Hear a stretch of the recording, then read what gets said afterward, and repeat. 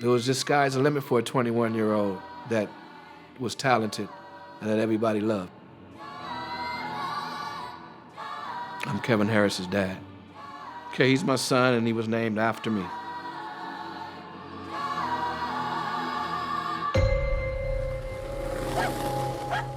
It was going to be a Sunday like any other, even if he didn't go to church that day. He was naive. Kevin, trusting soul, maybe a little too much. He'd say, "Why you gotta tell everybody I'm your son?" I said, "Because I'm proud of you." My best friend, my teammate. I haven't been able to watch a father take his son to the park with a ball, for a while, so.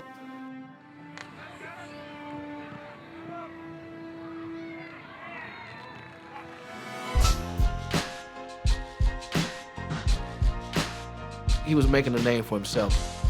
As I heard where Britney and Rihanna actually were interested in some of his material. Kevin always had it.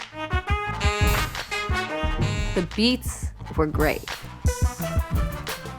I knew he was gonna make it. Some people have that thing where it's like you're relentless to a point where nothing can stop you. The stuff that he would send me was a lot of like an R&B feel mixed with like pop. Pop and hip hop. Church. Like gospel, like those chords. A lot of things were happening too quickly. We can get it poppin', we can get it poppin'. Videos, camera shoots, Ice Cube track. And he went to that doggone studio that night. And that happened. Last day, and he kissed me on my left cheek. He hugged me, and he just held me, and I said, "What's wrong, Kevin?" And he said, "Nothing, Mom." He said, "Everything's just happening so fast, I feel like something's going to happen." I said, "Don't think like that."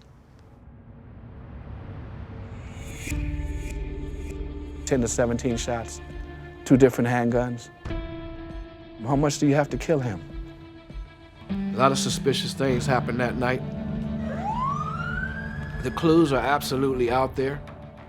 We just need that one piece, that one smoking gun.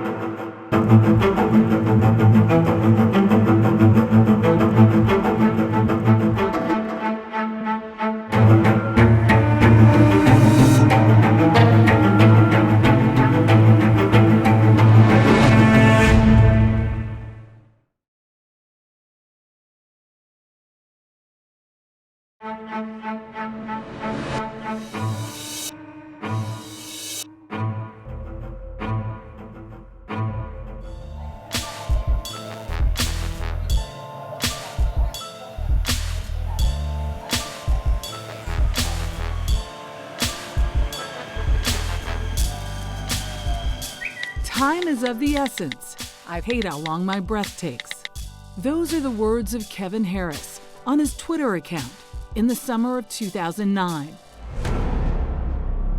Kevin was just 21 when he was gunned down shortly after 8 p.m. on a September Sunday that same year.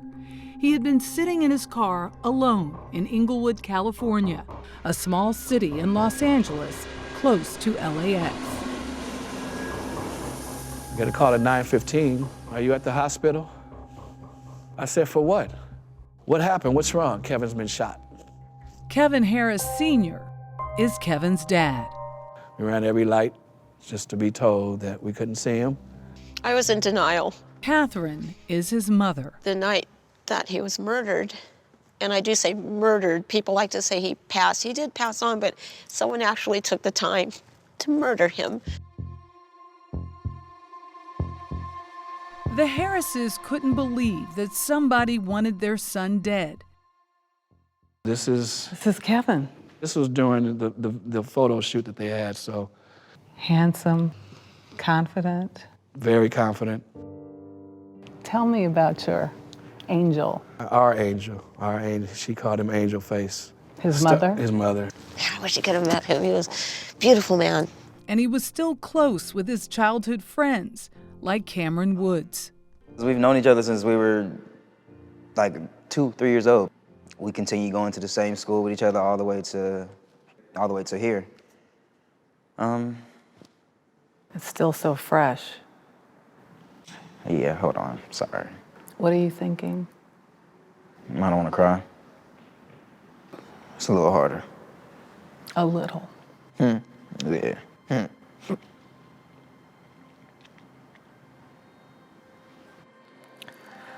It's okay.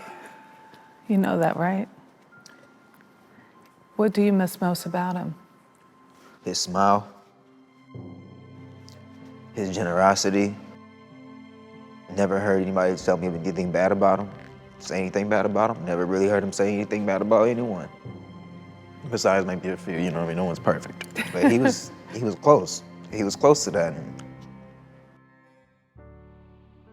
The Harrises led by example, working hard, Dad at the LA airport and selling cars, and Mom working retail. They were regulars in church, and they sent Kevin to a Catholic school. She and I were like helicopter parents, under surveillance at all times. As a form of protection. Yes, if he hadn't come home at a certain time, I would text a question mark. Just knowing the possible hearts that lay out there in the street. One of Kevin's hobbies, Cameron says, was hanging out with his mom. Spending time with his mom. Really? Yeah, he loved, yeah. Wait. A teenager enjoying spending time with his parents? I don't know if I should say it, but he was kind of like a mama's boy, but I mean, I'm a mama's boy, so. There's nothing wrong with that.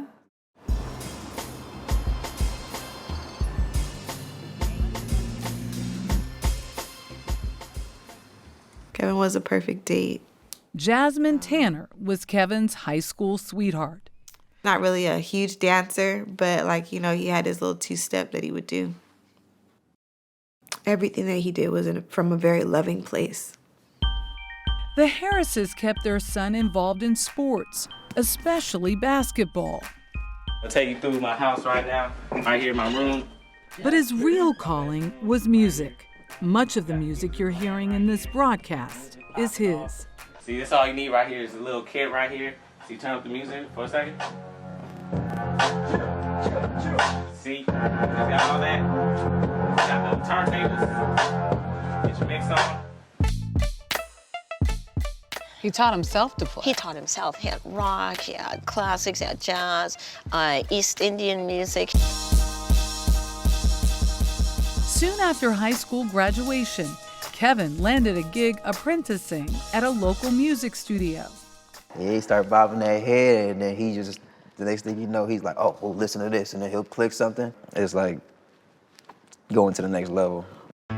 By the summer of 2009, he'd stacked up hundreds of hours in the studio. He began breaking into the Los Angeles hip-hop scene. But he just wanted to be the best producer ever.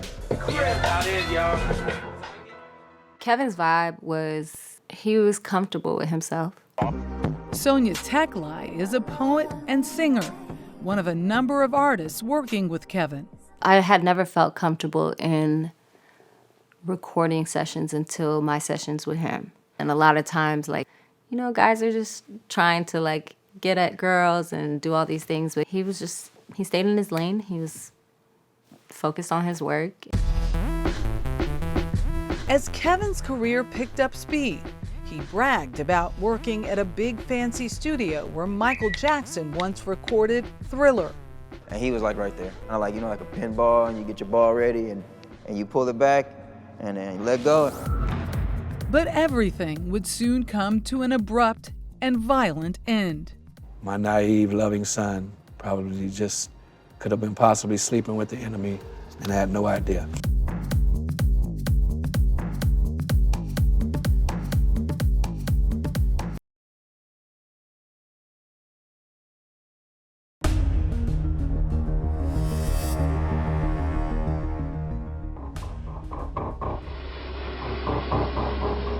To this day, no one has been charged for the murder of Kevin Harris. They thought we're gonna do this sneaky stuff here and we'll get away with it. They effed with the wrong father this time. Kevin Harris Sr. is determined to change that. He spent the past 11 years seeking justice for his namesake. I never got to speak to Kevin that day at all. I went to work at 9 a.m. He was still asleep, and I looked in on him and I left. That Sunday morning in the summer of 2009, Kevin shared breakfast with his mother, Catherine. I still have the plate, the paper, the napkin, the last carton of juice. I have all of that from that day. You've memorialized him. I just love him. I love him. Retracing their son's steps, the Harrises say nothing seemed unusual that day. From what I hear, at some point he wound up at a Pop Warner football game, and then later on he went to his aunt's. Karen Stadden is the last known person to see Kevin alive. He was his regular happy-go-lucky self. Hi, Auntie. How you doing? What'd you cook? And he stayed, we ate, we laughed, we talked. And after a few hours, Kevin left saying he was headed to the music studio. I said, Kevin, don't go. We're having too much fun. I don't want you to go yet. And he said, Auntie, I have to go because the studio is quiet. No one's there. I can record. I can go over some things. I can write. I can perfect what I'm working on. And we hugged each other, and he was out the door. He drove to the studio in his beloved green Camaro. He was supposed to meet up with a friend, known in the community as a wannabe rapper. But that friend was a no-show. A lot of suspicious things happened that night. The studio was in a converted garage in a residential neighborhood. Kevin arrived, but never made it out of his car. He was shot multiple times from 2 different guns. I never expected anything like this to happen to Kevin.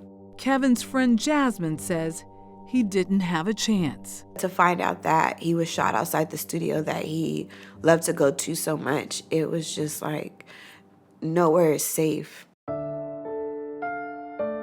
The Harrises went to the crime scene no more than 3 hours after their son had been shot.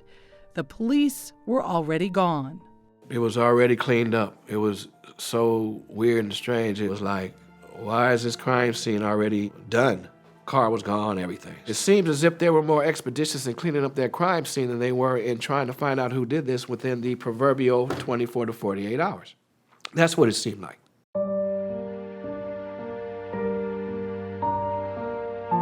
Catherine took what was left behind. I walked around in front of the studio, and I saw blood, wipe the blood up off the street, and the glass from his window was on the ground. And I used my hands as a broom to gather the glass. This young man deserves better than what happened here. There was early speculation that Kevin's death was gang-related, an assumption that upset his father. You hear shot and killed, the first thing you want to say is, drive by, was he in a gang? No. No, he wasn't. He was just a loving young man with a heart as big as his church. Music journalist Ramon Duke says no matter how innocent the victim is, people assume a crime like this is gang-related. Because he's a young black man. So it's automatic? Yeah, and specifically within that neighborhood, 100%. Young black man shot. In the music business, yeah. Those are all elements. And the odds of solving crimes with those elements are slim. For one thing, witnesses can be hard to find. People in these communities, they stick together. When these situations occur, they're like, I'm not dealing with the law enforcement. They weren't here to help us. Why are we gonna help them? I have seen people step forward, but the majority of the time, that doesn't happen. Why? A lot of times because they're afraid. That person still has to live in that neighborhood. There might be some retaliation. There's this mentality where it's like, just mind your own business. As time passed, Kevin's parents felt that the police pushed their son's case to the back burner, even when they tried to help. And they would tell me, just go home. Just go home. We'll take care of this. We let the law enforcement handle it. Unfortunately, it didn't work. It was sat on. The police told 48 Hours, quote, "Our hearts go out to the parents and family of Kevin. The Inglewood Police Department has done everything possible to bring closure and justice to the family." The Harrises continued to push for answers. They held memorials for Kevin, inviting the police and local officials. But the stress of losing their son took its toll. The gun kills more than its intended victim, and it always will. And after he died, not right away, but a lot of everything that meant everything to our family was destroyed. 2 years after Kevin's murder, the Harrises ended their 23-year marriage.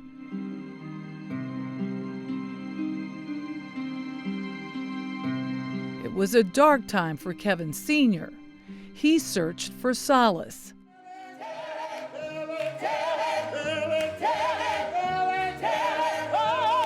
And he found it in church, a Baptist church in the Los Angeles community of Watts.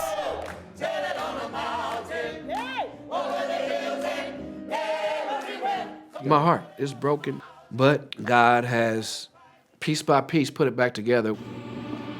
Pastor Winford Bell helped the heartbroken father channel his grief into a newfound purpose, speaking out against gun violence for Bell's organization, Silver Lining of Hope. My heart has been ripped to smithereens. I really revel in this because it's medicine to my soul to speak about the loss of my son.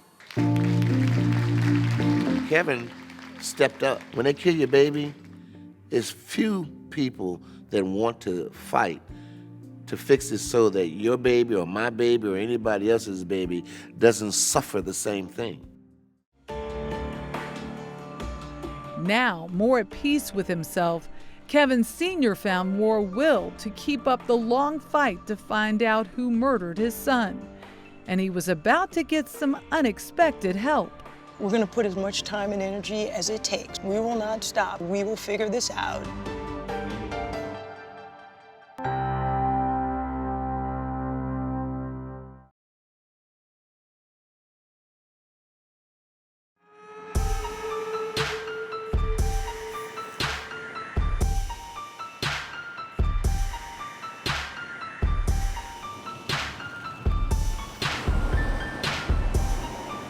Kevin Harris Sr. continued to speak out. 6 years after his son's senseless murder, his heartbreaking story finally had an impact. The local police brought in the FBI to work the case. When I heard I was going to get a call from the FBI, I felt that all my aggressiveness wasn't in vain. Have you met the parents? I have. The parents are fantastic, and as soon as I met them, we immediately bonded, and they have begged us to just find the people that did this, and that's my commitment to them. Viviette Morgan is in charge of FBI criminal investigations in Los Angeles. I'm vested, so we'll find them, and we'll hold them accountable. Welcome to the new FBI. I think there was a tough case with, not a lot of evidence. There was no DNA, there was no actual physical touching. FBI Special Agent Sean Sturley got the case. He started with the crime scene photos. And with what witnesses that did speak out saw, a dark sedan that pulled up next to Kevin Harris's Camaro. The shots were fired from that car. We believe there were probably 3 people in the car, the driver and 2 shooters. They were approximately about 6 inches door to door, so close that the shell casings from the shooter's guns, 2 of them end up inside Kevin's car.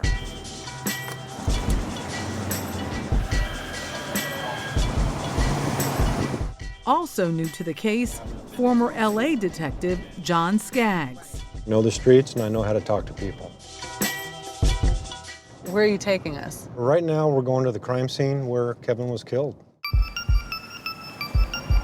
There's a couple things I need to look at, and then there's a resident that I want to talk to. Skaggs came out of retirement to work with the local cold case unit and assist the FBI. So is this a hopeless case or a stalled case? It is stalled and absolutely not hopeless. And what's the difference? Well, there's still clues that haven't been burned out. This is the street where Kevin was murdered? Exactly.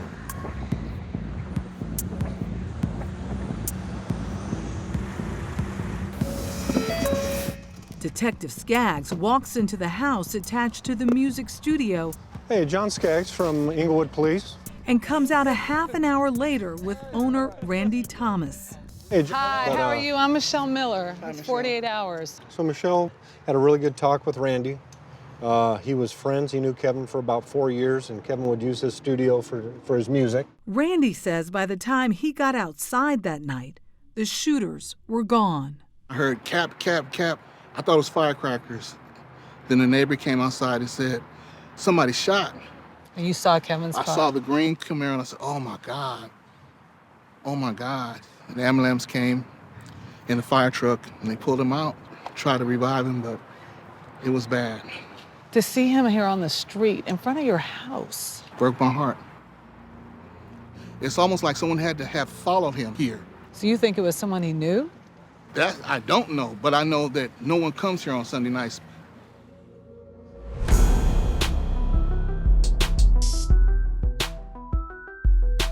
The new detectives confirmed what Kevin's parents and friends had said all along. Kevin Harris was really quite a remarkable kid. We probably did somewhere close to 70 to 80 interviews. We could not find anybody who would say anything closely, remotely negative about him. And they learned that in the months before his death, Kevin's career was on a roll. This studio was his home base. There's a lot of steps. Be very careful. Okay. So you have a sound mixer? Right. You have a sound booth? Right. So this is where we do the music at. And Kevin had a key. He can come anytime he'd like to come. In the summer of 2009, Kevin was becoming better known by his stage name, Track Bully. I think he was just really positive about the way his life was going. I mean, his name was Track Bully for... Exactly, because his tracks was crazy. Keep Chanel on your glasses. One of the artists Kevin was closest with was Jizzle, a hip-hop poet and rapper seen in this video with Diddy. I look at this picture and what do you see? Oh man, that was just bro, and he was hungry. Like just trying to figure it out. He got the TB on his hat. That's for Track Bully. But by then he was already like... Lit, kinda. Yeah. Yeah. He was lit. And I used to go by Lady G at the time, so he'd be like, what's up, Lady G? Like, man, you gotta mess with me on the music, man. And so he finally, like, sent me a batch of beats. We can get it poppin', we can get it poppin', we can get it poppin', we can get it poppin', we can get it poppin', we can get it. Jizzle and Kevin worked together on Poppin', a catchy tune they believed could break through and become a hit. This is Poppin'. This is Poppin'. Wow. That's you? Yeah, man. Is that him right there? Yeah. Track Bully right there. Off to the side. Yeah. Kevin was clearly proud of that song. Jizzle may have been the star, but Kevin made sure everyone knew he was the force behind it. And then there was his triumph of scoring a really big sale. It was to hip-hop star Ice Cube, once again, proudly tweeting about his feat. Right before he was killed, he had sold a track to Ice Cube. I mean, how big of a deal was that? It's a very big deal. Ice Cube is a legend in music, not just hip-hop, it's music. It's a really big deal. Kevin's career was skyrocketing, and his dad was feeling a little uneasy. If I would have had a chance, I would have reeled him back in just a little bit. Looking back, Kevin Sr. believes his son was playing with fire. Put it this way, there's not this evil Grim Reaper with a hood that's just standing around on streets. Normally it's someone that you know or someone you've had an acquaintance with. A friend one day, enemy the next.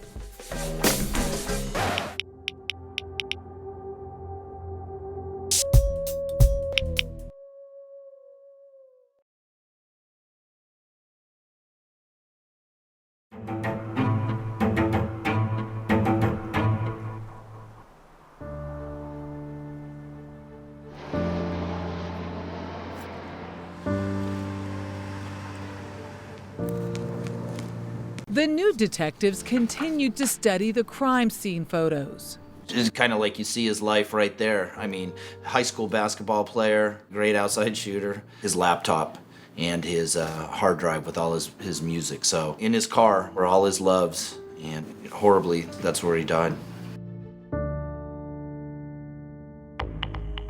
Since Kevin's reputation was golden, they wondered if his death could have been a case of mistaken identity. They learned Kevin wasn't the only one in town with a green Camaro. There was an active gang member that lived less than 2 blocks away from Kevin at the time. That gang member, they say, had a look-alike car. I was able to interview him. The guy's changed his life, and he's told me about some of the stuff that he was doing back in that day that could easily be a cause for somebody to retaliate against anybody driving a green Camaro. When you grow up in LA, no matter how sheltered you are or how strict your parents are, you're gonna run into the culture. It's no secret that Los Angeles does have a gang culture. Even though he wasn't in the streets, I think we all kind of know what that's like. You know, your parents can't protect you from everything. But detectives now say they took a hard look at that mistaken identity theory and ruled it out. They believe that Kevin rolled down his window to talk to the people who drove up next to him that night, and that he would not have done that unless he knew them. So they're looking at each other eye to eye. That kind of dispels gang retaliation shooting, where Kevin was misidentified for another gang member. They were convinced Kevin Harris was the intended target. But why? Were there clues in his surging career? For one thing, in the hip-hop business, you can get rich overnight. You have like really young artists, like 18, 19 years old, and they're millionaires. 2-3 years before that, they probably have $10 in their pocket. Kevin hadn't made any big money yet, but he definitely was a prospect, a kid with big potential. He was really hustling, trying to get artists and putting music together and getting his music heard. Kevin was all over the place. He was putting himself out there. More people, more parties, and his tweets show it. Party in Baldwin Hills. Pool party at the Custom.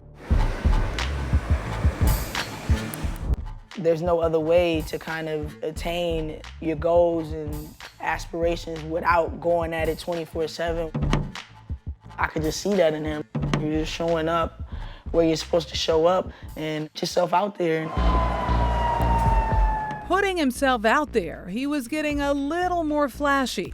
He put extra wide chrome wheels on his Camaro. His dad didn't approve.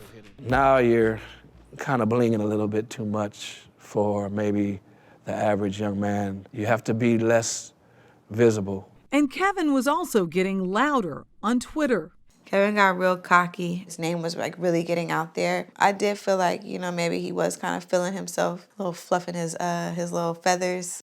I felt like blessing people with my presence, he tweeted. Word was that Kevin didn't want to work with people who weren't up to his level. When you start getting hot, everybody wants a piece of you. You just can't work with everybody. And sometimes some people get offended by that. Things could happen out of those situations. And Kevin wasn't shy about calling some people out. That's clear in his tweets. I'm getting bored by my so-called peers. And here he says someone was, quote, exceeding their talent. In the music business, words like that could be a problem. There's no difference between that and dissing someone in the streets. What is a diss? A diss is disrespect. It's a very real thing, and again, it goes back to like these street rules. So a lot of this conversation is through social media, Twitter specifically. I'm sure that Kevin was aware of it. Did he think it would lead to him potentially losing his life? I don't think so. Just who was Kevin dissing in those tweets? No one knows for sure. Could it have been that wannabe rapper who stood him up at the studio that night? Was there bad blood between them? The people who knew Kevin best sensed he was uneasy in the weeks before his death. His demeanor did seem a little different. I couldn't really pinpoint like what it was, but I can tell when someone's vibe is off. He'll come home. A couple times, I'd see him look back out the door. I'd say, "What's wrong, man? Somebody following you?" Nah, I'm okay. The Harrises had prepared Kevin for life growing up in a tough neighborhood. There was sometimes gunfire in the area, but they believed they taught Kevin how to avoid it. Still, Kevin Sr. was taken aback by a question his son had. At one point, he did ask me, "Well, what do you think about bulletproof windows?" I said, "Why?" I said, "Kevin, is somebody bothering you?" "No, it's all right. I'm okay." I said, "Just let me know. I've lived here long enough. We could speak on it. We can get it taken care of peacefully." "No, I'm all right, Dad." It was always, "I'm all right, Dad." I love you, Kevin. But something must have been wrong. After Kevin died, Catherine was surprised to learn that he was thinking of joining the military and getting out of town. A week after he was murdered, I received a letter from the recruiter's office for him to go see the recruiter. You know, a lot of people say timing is everything, and gosh, I kind of wish it would have came a week earlier.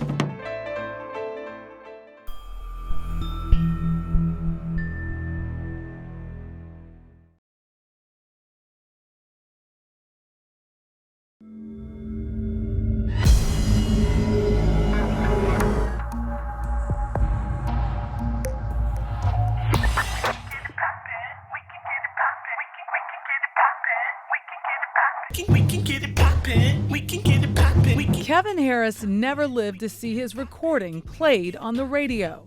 That song by Jizzle. I was at work, and then someone told me that it would be coming on, and then I hear it, and I kind of broke down right there. Everybody came running over, you know. I said, that's Kevin. That's my son." 11 years later, his father is putting his faith into the new investigation. The clues are absolutely out there.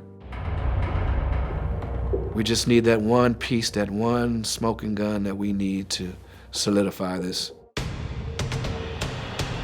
This is an active case, so the detectives won't name the names of anyone they have in their sights. But Skaggs did drop this clue about Kevin's last day. He had made plans with one of the individuals who's definitely a suspect in this case to meet him at the studio at 8 o'clock. As far as I know, that individual was the only other person that knew that Kevin was going to be at the studio at 8 p.m. We have now learned that that man was Desmond Carter, the wannabe rapper that Kevin was supposed to meet at the studio that night. He definitely caught the attention of the police. In fact, 48 Hours has learned that Desmond Carter was arrested for the murder of Kevin Harris in 2017. And here's the record. Carter was questioned, but never charged with anything. Authorities told us the evidence they had did not cross the threshold of reasonable doubt. Still, Desmond Carter remains a suspect. That's partly because there had been bad blood between Desmond and Kevin. Word on the street was that Kevin had dissed Desmond by refusing to give him beats. Whatever it was that brought Kevin to the studio that night, authorities suspect it was a trap. I believe Kevin Harris was set up. Kevin's own words may support that theory. 10 days or 2 weeks before his death, when he told one of his best friends that something's come up missing, I'm getting blamed for it. I didn't have anything to do with it, but I'm really scared of what might happen. What had gone missing that Kevin was being blamed for? Was it money? Drugs? Police have told 48 Hours they do not believe that Kevin was dealing drugs. Somebody blamed him for doing something that they did and blamed him to some big hitters that were gonna seek revenge. This is a classic story of a kid who trusted too much in several other people that he didn't really know that well, but he gave them all his trust, and he ended up being killed as a result. We reached out to Desmond Carter. He didn't want to go on camera or comment directly, but through a friend, he said he had nothing to do with Kevin's death and that he thought of Kevin as one of his best friends. I'm angry, yes, I'm angry. I'm angry with certain people that were hanging around my son because it has all the earmarks of someone that he knows well that was in the circle. I grew up at the beach. I really love the ocean, and it's always been part of my life. Detective Skaggs says walking on the nearby beach helps clear his head and reminds him to be patient. It does not discourage me. If these cases were easy, they'd all be solved. I know that some of the people that I'm interviewing are not telling me the truth. So, it just makes it so hard. Detectives are hoping for new information. There's a ton of circumstantial evidence that kind of ends up adding up into one big significant theory that I think we're very close to proving. We think we're 85% there. I am fully confident that this case is going to be solved. Yeah, so anybody who has any information about what happened to Kevin that day, whether they were an eyewitness, overheard something at a later date, or later got knowledge of what happened to Kevin and who hurt him, that person needs to come forward for so many reasons. First of all, for justice. Justice for Kevin and his family. It's the right thing to do and could be preventing these bad guys from hurting more people. We really need help from the public and anybody who knows anything about this case and what happened to him and what happened that night to come forward. And that's what our plea is to the public. As the case stands today, the murder of Kevin Harris remains unsolved. You still miss him? Yeah. What do you miss most?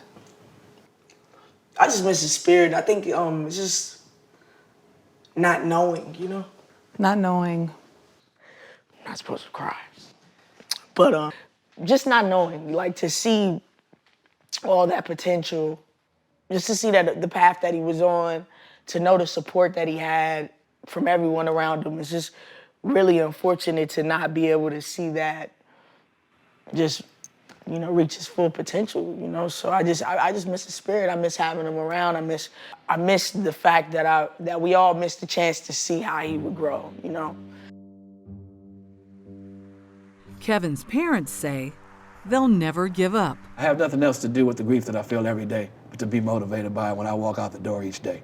Let's kick some doors in. Let's stay relentless with this. You can't hide from God.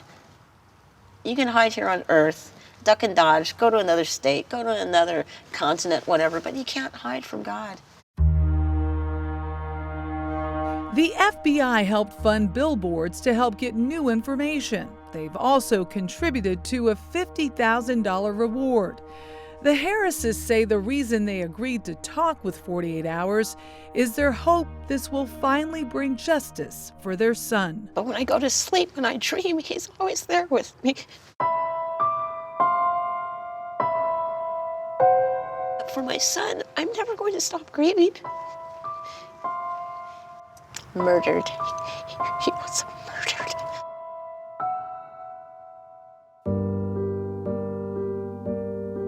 These pictures are in my room, and to be honest with you, since we resemble each other so much, I turn them backwards. It's kind of hard to look at them all the time like that. Kevin Harris Sr. doesn't need to look at those pictures anymore because the image of his son is fresh in his mind every single day, and he is consumed with solving this case for one reason. So I can lay my son's soul to rest properly. His mother and I will make sure his passion and his dream lives on. The FBI is asking for information from the public. The tip line phone number is 310-477-6565. Take an in-depth look into the investigation to find who killed Kevin Harris at 48hours.com. I just saw my boyfriend in the night. But police say she confessed to murder. One big problem. You can't hear it. How do you mess up the confession? What will a jury believe? 48 Hours, Saturday at 10/9 Central on CBS.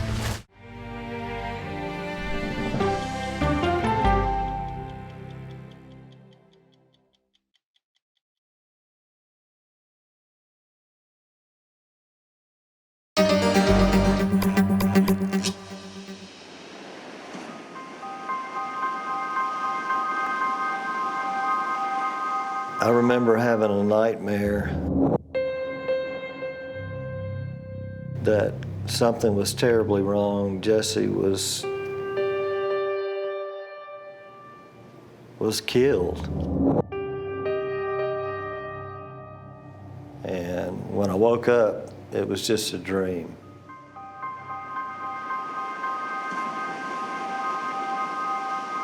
My name is Gary Bardwell. Jessie Bardwell is my daughter. Go in this way. Do it, Jesse. Do it. I called her my beautiful daughter, and I still do. A beautiful Jessie. She lived in Orange Beach, Alabama. She just loved being around water. She would be in the water, fighting the waves and having fun. She worked at a place called Cobalt, the restaurant. It's a beautiful place. I don't know why she decided to move. She just up and moved to Texas. And she said, I'm just going out there to clear my head. I'll be back. I'm just going for a couple weeks and I'll be back. My name is Kimberly Asbury. I was friends with Jessie. It just went from hearing from her a lot, talking to her, to nothing. I knew something was wrong. As the father of 3 girls, I was very determined to get to the bottom of what had happened to Jessie Bardwell. My name is Kieron Hale. I was the lead detective on Jessie's case. Jessie was nowhere to be found when we got to Texas. I had the fear that we would never find her. Tell me what it felt like then to go 2 days, 3 days, 4 days. It was hell. After so many days, it's kind of hard to believe that she's just gonna come back with shopping bags in her arms. It was just brace for impact. I knew she was dead. How did you know? I had that nightmare and I felt it. She was not on this earth anymore. This story's about a young girl, thinks she finds love, and it turns out he's pure evil.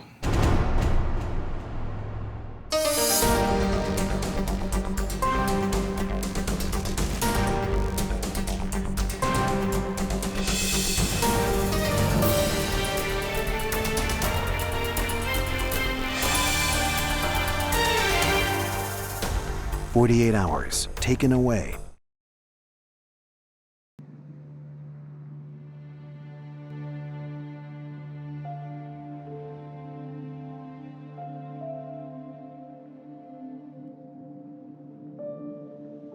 Yesterday, I went down to the river and just sat there and watched the boats go by and took some deep breaths and said, I don't know how much of this I can take, any longer.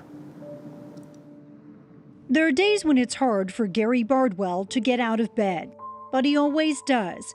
Determined to get justice for Jessie, his 27-year-old daughter who went missing from Richardson, Texas in May of 2016. I'm doing it for Jessie, taking one day at a time, one step at a time. Gary knew something was wrong before he even knew Jessie had gone missing.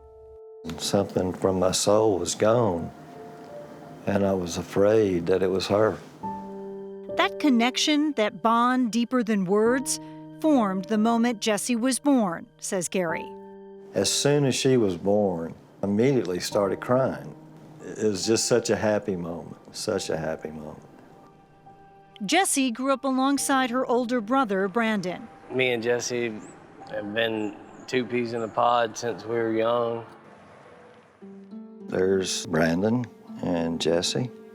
Gary, a now retired firefighter with the Pascagoula, Mississippi Fire Department, loved being a dad. She kind of didn't want me out of her sight. She just liked to know where I was. She slept with this every night. I just love those days. Daddy's little girl, for sure. When Jessie was 14, Gary and her mother, Carla, divorced. She loved her mother, too, very much so. Jessie spent her high school years with her father. I just have my coffee. You want some? And her new stepmother, Gina. This is Jessie's graduation picture.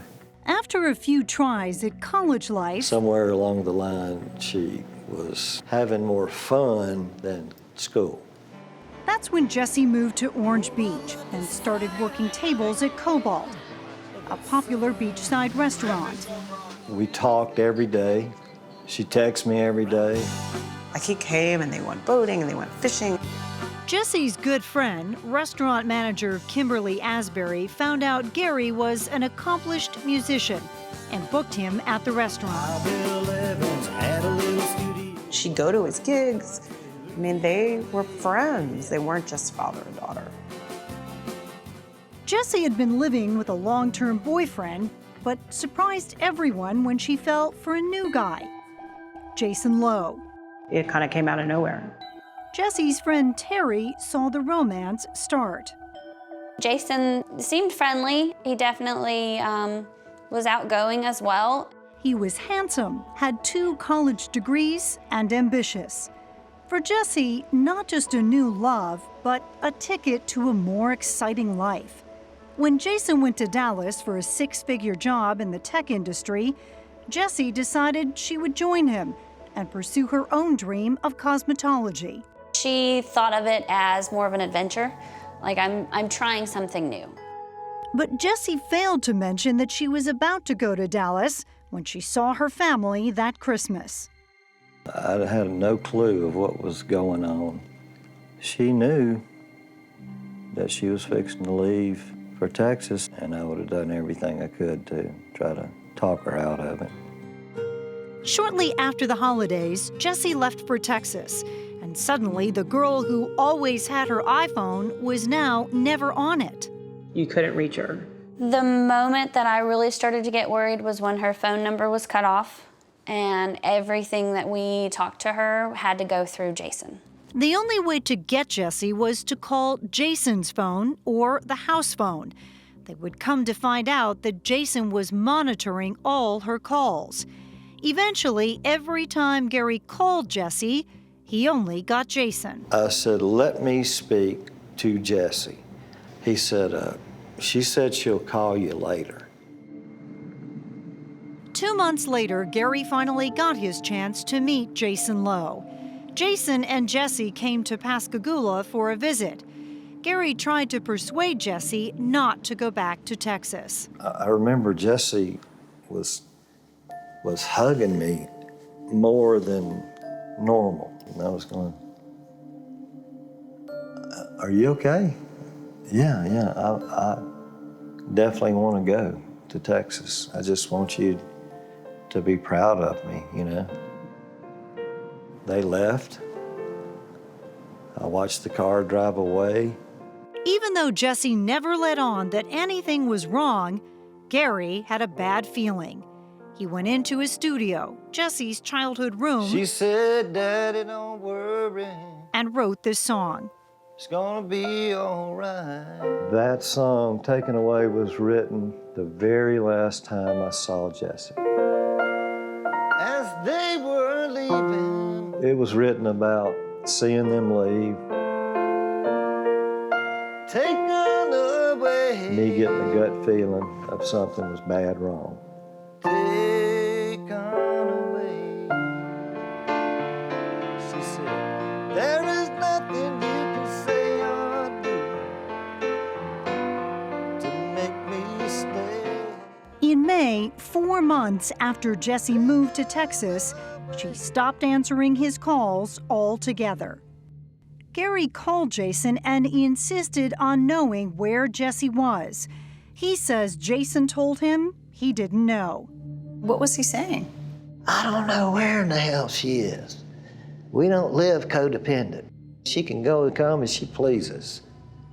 But when she didn't call her mom and stepmom on Mother's Day, Gary had had enough.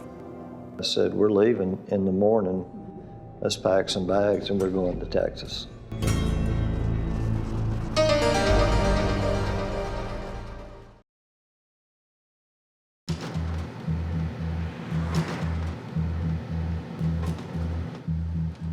When Gary Bardwell got in his truck and headed to Texas, he was angry.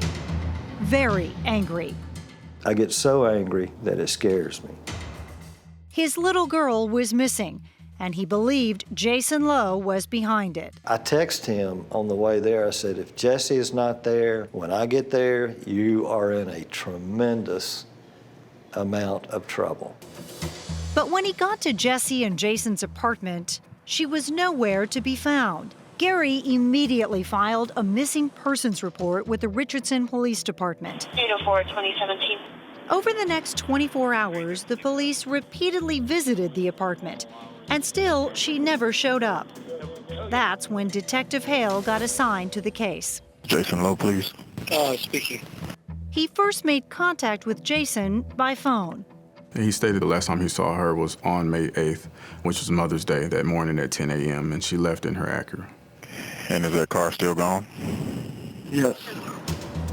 The next day, Detective Hale made a house call and made another audio recording. Still hadn't heard from Jesse, right? I haven't. By then, Jesse had been reported missing for 3 days. It seemed everybody was desperate to find Jesse, except the man who claimed to be in love with her. We just did our own thing always. I didn't question her, she didn't question me, and it worked. The detective looked around the apartment and saw no sign of a struggle. Jason stuck to his story that she left home in her Acura. There was just one problem with that story. The police learned that Jesse and Jason had sold that Acura 3 weeks before Jason claimed she drove off in it. They found it in the new owner's driveway. Jason's lies were not very smart. Who would lie about an Acura that had been sold? It was pretty clear that there was definitely something other going on other than just a missing person. It became even clearer the following day. A team of detectives, including Hale and his partner Eric Willitson, returned to the apartment. They saw what appeared to be a line of cocaine. You have coke on the countertop? A line of it, yes or no? Yes, sir. But it was an odor coming from the garage that really got their attention. So it smells really bad in here. Yeah, I know. It stinks to high up. Yeah, it does. It's a smell that you never forget. Once you've smelt it, you know instantly when you smell it again. It was the smell of death, and it was coming from the back of Jason Lowe's black Audi. Detective Hale opened the hatch door. There was no Jesse Bardwell, but a body had clearly been there. There was standing fluid in the back hatch, and it smelled like just decaying flesh. It had front end damage. It did not have the bumper. The bumper was inside the vehicle, and it had a lot of mud on the inside and on the outside. Jason told the detectives he'd gotten stuck in the mud while searching for Jesse. He still held on to the fact that he did not know where Jesse was. But when they sprayed the chemical Blue Star in the cargo compartment of the Audi, it lit up like crazy, indicating the presence of blood. It pretty much turned into a homicide investigation at that point. We were wondering if you wouldn't mind coming down to the station so we could talk. Like right now? Yeah. Jason Lowe was initially arrested on drug charges and thrown in jail. My name's Detective Williamson, okay? Detectives used the opportunity to further question him on Jesse's whereabouts. I want to talk with you for a few minutes. We spent a long time speaking with him. You see his picture? Look at the picture. Jason. To try to relate to his emotions, his feelings. The girl you were in love with, the girl that you wanted to marry. And nothing seemed to work. Don't patronize me. He didn't seem to care. He seemed irritated and thought that we were trying to pin things on him that he hadn't done. Well, you tell me where she's at. I don't know any of that, man. I'm wrapped up. Like, I'm not going to be accused of stuff, and I'm done talking. Even without a body, Jason Lowe was charged with murder. I had no doubt that he had killed her.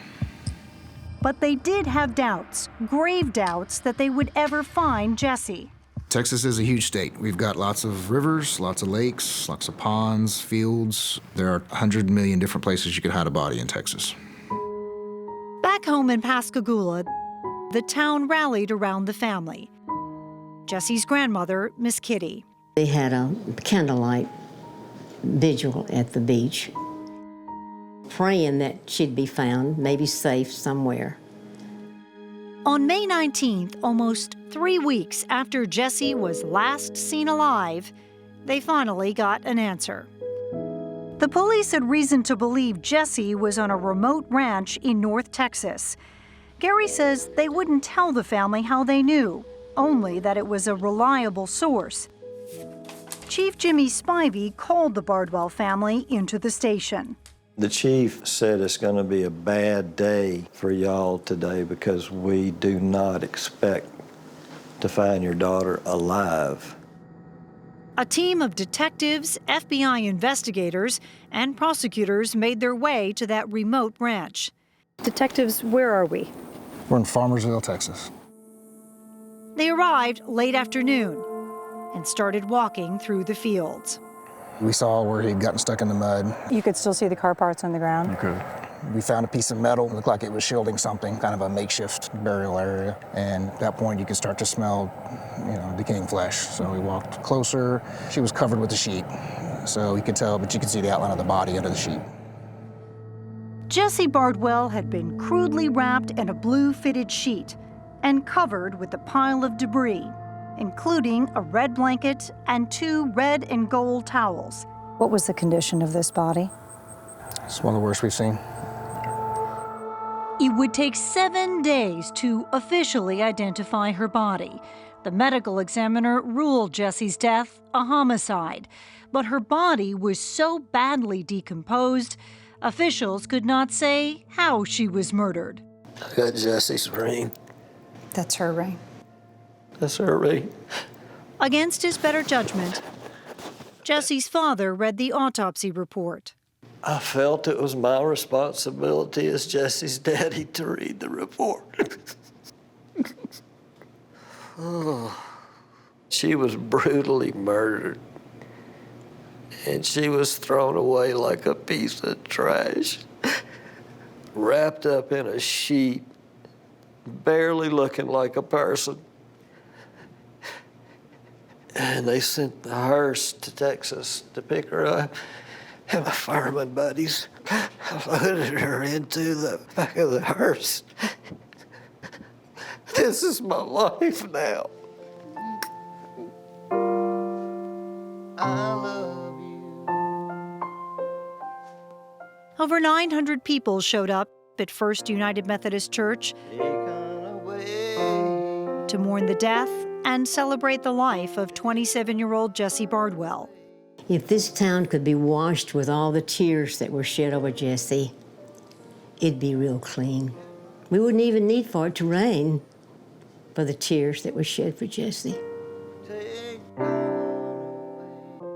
While the Bardwells spent the next year grieving, a very different-looking Jason Lowe was in a McKinney, Texas jail cell preparing his defense. One of the key issues in this case is whether or not to have our client testify. Jason's court-appointed attorney, Andy Farkas, says he is sure that Jason did not murder Jesse. He's not so sure Jason can convince a jury, but he has a plan. I've been a lawyer for 42 years. I have never done this before. Never done this before.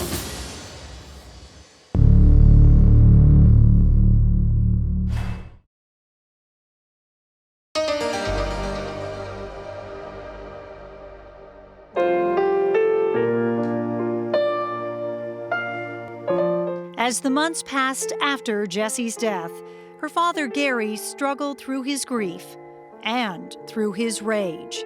I'd get a 12-pound sledgehammer and had a stump outside the house, and I would print out pictures of his face, and I'd set it on the stump and beat the hell out of it until I couldn't swing anymore. There was only one thing that kept him going: waiting to see Jason Lowe face a judge and jury in a court of law and be convicted of the murder of his only daughter.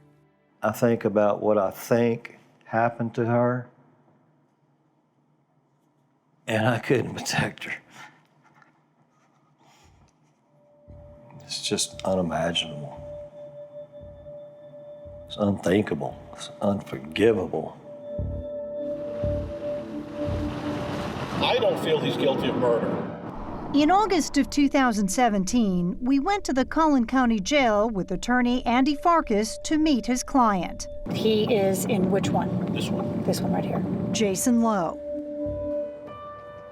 We met Jason Lowe, but he would not talk to us on camera. He told us he's saving his story for the witness stand. Farkas believes that allowing Jason to tell his version of what happened to Jesse will help him get acquitted of murder. And to gauge how a jury will react, Okay, good morning, everybody. Farkas is doing something he's never done before. He and co-counsel Maria Tu are conducting a mock trial. Be seated. It's essentially a simulated trial with pretend jurors who will pass judgment. Maria Tu will act as the prosecutor.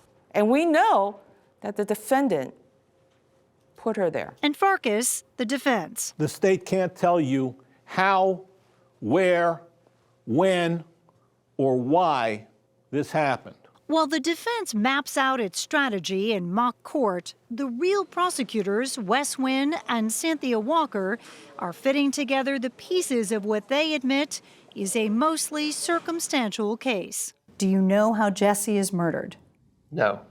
Do you know why Jesse was murdered? No. And do you know where Jesse was murdered? No. So we don't know how, we don't know why, and we don't know exactly where. That's correct. But you have the body. And that's enough for you to create the picture? Yes.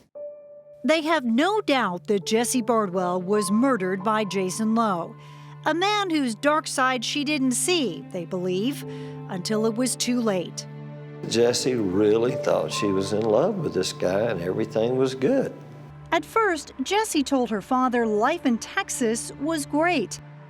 But then, only a month after moving, they had a big fight.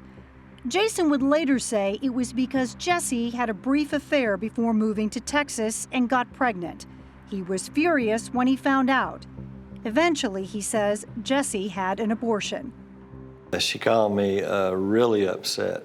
She was crying, said, "You were right, I should have never come out here. Jason kicked me out, I'm freezing." Fortunately, a friend of a friend took her in for the night. Gary bought her a plane ticket to Alabama for the next morning. One of her friends went to the airport the next night when she was supposed to be there and waited 7 hours for her to get there, and she never came. Jessie told her father that Jason felt bad about the fight and would try to trust her again. She was 27, a grown woman, so Gary reluctantly let it go, a decision that haunts him to this day. My mind never stops. It never stops. Thinking, why did you not go out there sooner? If there were any more incidents, Jessie didn't let on to the folks back home. And she was even less forthcoming with her new Texas friends. You messed up my hair. Regina and Tommy Jordan. She was just real timid and quiet. We just seemed to be real shy. We could never pull anything out of her. She didn't really talk much. Did they seem like they were a happy young couple? He made it seem like that. The Jordans were so fond of the couple, We took him into our wing like one of our own children. they asked them to house sit their home and dog while they went out of town for a few days. They left on May 1st. The last time you saw Jesse alive was here at your home? Yes. When they returned, everything seemed normal. But then they heard the shocking news. Jason had been arrested for murdering Jesse. Did you think he was capable of doing something like Not that? at all. We all kind of thought he was innocent. Tommy went to the jail to talk to Jason. All right, you pick up the phone and ask your business. A videotaped conversation What's up, brother? What's up, man? that would become a key piece of evidence in this case. Back up from the monitor a little bit, dude. It's scaring me. I go, man, I didn't know what happened. I f***ed up and made a mistake. Like, it was an accident, and I know what I'm guilty of. I'm guilty of criminal negligence. It was a stunning statement. Jason was now admitting he was there when Jesse died. Back at the mock trial, Criminal negligence. acting prosecutor Maria Tu I hope everybody heard that. seizes on those words as evidence of his guilt. He knows he's guilty. He's guilty of criminal negligence. Andy Farkas knows that tape will be one of his biggest problems. That's the only piece of evidence they have that ties him to her death. So Farkas road tests Jason's story. It was all an accident. So the story that Jason is going to tell on the stand, does the prosecution have any idea? Have they heard this story at all? No, They have no idea. no idea. But Farkas tells Jason's entire story to the pretend jurors. He's eager to learn their verdict. They deliberate over lunch. We don't have any evidence to show what actually happened. Neither does the state. That's right. I can't believe the DA even took this case, frankly. And the mock jurors reach a verdict. What was the verdict after they heard the whole story? It was 15-0 acquittal. Not guilty? Of murder. After hearing those two words, not guilty, Jason thinks there's a good chance he'll walk out of jail a free man.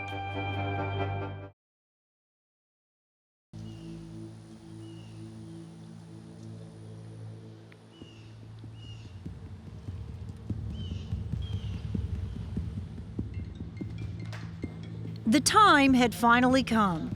Gary Bardwell said goodbye to his fireman buddies. And then, the hardest goodbye of all, You're gonna be all right in Texas. his mother. You're gonna do a good job. You're gonna do this for Jesse. Justice for Jesse. You remember that? I love you, son. I love you. I love you. For the first time in 30 years, Gary got on an airplane as he and his wife Gina headed to Texas for the trial of the man accused of murdering his daughter, Jessie. He had waited 1 year and 4 months for this day. My stomach is in knots. I just don't know how I'm going to react when I get in the courtroom. Each of you solemnly swear any Prosecutor Wes Wynn calls Gary as his first witness. I was shaking so bad that I was afraid that people could see me shaking. Is that a photo of Jesse? Yes, it is. And sir, I know this is difficult. Just take your time. The state portrays Jason Lowe as a man with a dark side, a man with a long history of drug abuse, a pathological liar who often told people he was a Navy SEAL but was never actually in the military, a man who abused women. I think I would most certainly be killed by him if I had continued dating him. The state managed to find 2 of Jason's ex-girlfriends, Haley McDaniel and Chrissy Chambers. Both say Jason drove a wedge between them and their families, just like he did with Jesse. It was just all manipulation and control. They say he would get furious, accusing them of cheating. One night, Chrissy says he pushed her to the floor and sat on top of her. He had one hand over my mouth and another hand over my nose, and was just pushing on top of me, and he wouldn't get off. I'm thinking that he's gonna kill me. because he looked me in my eyes and he told me he was. He said, "I'm killing you right now." Jason denies any of this happened, but the jury won't get to hear Chrissy and Haley's stories because, in the end, prosecutors decided it wasn't necessary and likely inadmissible. They are confident Jason Lowe's sadistic side will come through. He's about as cruel of an individual as I've dealt with, and I've been doing this a long time. It wasn't just the act of murder, say the prosecutors. It's what he did and did not do after the murder to cover up his crime. While Jesse lay dead in the back of Jason's Audi, decomposing, Jason was using her phone to send these text messages, pretending she was still alive. That's what criminals do. They want to find a way to get away with it. And one of those ways is to pretend that this other person is still alive. Prosecutors think Jessie was killed on or about May 1st, the last day she was seen alive by the Jordans. They believe Jason kept her body in his car day after day after day. 8 days in total before dumping it. And when Jessie's body was finally found on May 19th, prosecutors say the way in which she was discarded said it all. This wasn't some accident. It's not how you would leave someone that tragically died, someone that you love, someone that you care for. It told me that she was murdered. The physical evidence at the scene, the red blanket, the red and gold towels, the blue fitted sheet Jessie's body was wrapped in, all led back to the home where they had been house sitting. This is your linen closet. Yes. Regina still has the matching top sheet to the blue one Jessie was wrapped in. You kept it. I kept it. I don't know why I kept it. It just gives me creeps just even thinking about it. After the first week of trial, Gary FaceTimes his mother. Our lawyers have a plan. They know what they're doing. You gotta remember that. But I know it's exhausting. It's got to be exhausting. I have heard that Jason Lowe is actually going to take the stand. It's going to get harder this week. And that's when it's going to get nasty. You've got enough prayers to hold you up and give you strength. You're gonna have the strength that you need. Love you. Love you too. Bye. Bye. It was the moment Gary had been dreading and Jason had been waiting for. Defense calls Jason Lowe. His chance to convince the real jury he is innocent of murder. The defense tries to humanize him. He admits getting hooked on drugs at age 13. Oxycontin, heroin, and Xanax. With his parents listening in court, he talks about growing up an only child in a well-off family, working on his master's degree, and meeting Jesse Bardwell. Were you in love? Yes, sir. He says they had plans to get married and buy a house. And then it all came crashing down. It was the evening of May 1st. He and Jesse were house-sitting at the Jordans. He claims they had taken GHB, a sedative often called a date rape drug.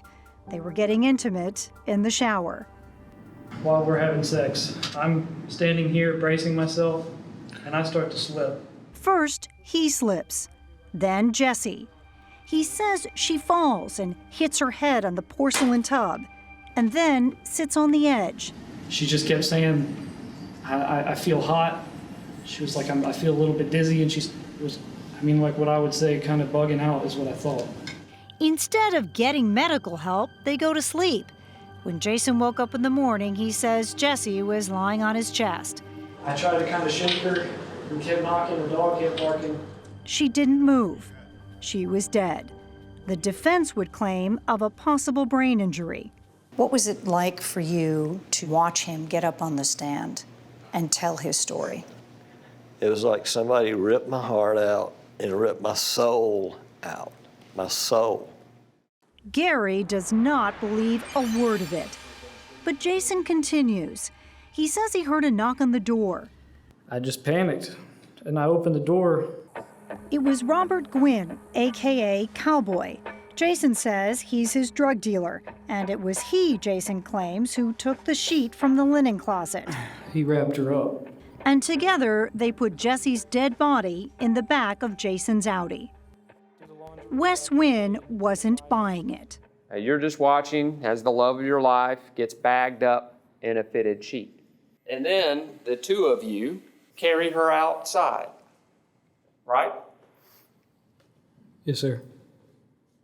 And you toss her in the back of your Audi. Placed her. Oh, affectionately, I'm sure.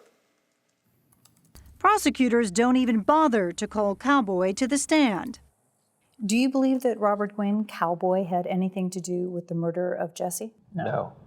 Do you think he had anything to do with covering it up? No. After Jesse's body was loaded into the back of his car, Jason admits he parked it in the garage, left her there for days, and began reaching out to other women. Sexting. Or I'd love to have you bent over like that while I give you what you want. And sexting. I want to taste you so bad. And sexting. You were sending photos of your penis to other women while the love of your life rotted in the trunk of your car. What was that like for you to hear him talk about that? My first thought was that I had to find a way to get to him and kill him with my bare hands.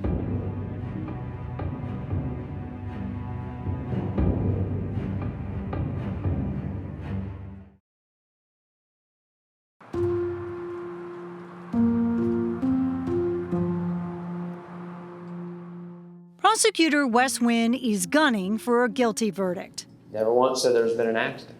And Jason Lowe is in his line of fire. Never once called the police. He aims right for the bullseye. The love of your life sits rotting in your trunk.